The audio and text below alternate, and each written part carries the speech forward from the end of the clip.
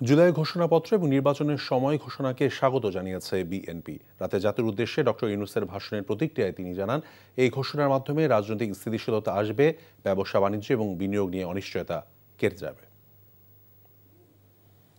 আজকে মাননীয় প্রধান উপদেষ্টা দুইটি গুরুত্বপূর্ণ ঘোষণা দিয়েছেন, একটি জুলাই ঘোষণাপত্র আর একটি জাতির উদ্দেশ্যে ভাষণের মধ্য দিয়ে তিনি নির্বাচনের ঘোষণা দিয়েছেন।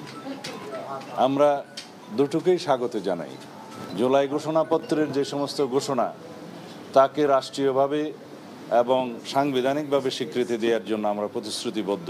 মধ্য দিয়ে বাংলাদেশে যে নির্বাচন অনুষ্ঠান নিয়ে যে একটি দোদুল্যমানতা ছিল বলে অনেকে মনে করছিলেন, তাদের মধ্যে সেই দোদুল্যমানতাটা রইল না এবং সারা জাতি একটি নির্বাচনমুখী পরিবেশের মধ্যে দিয়ে যাবে।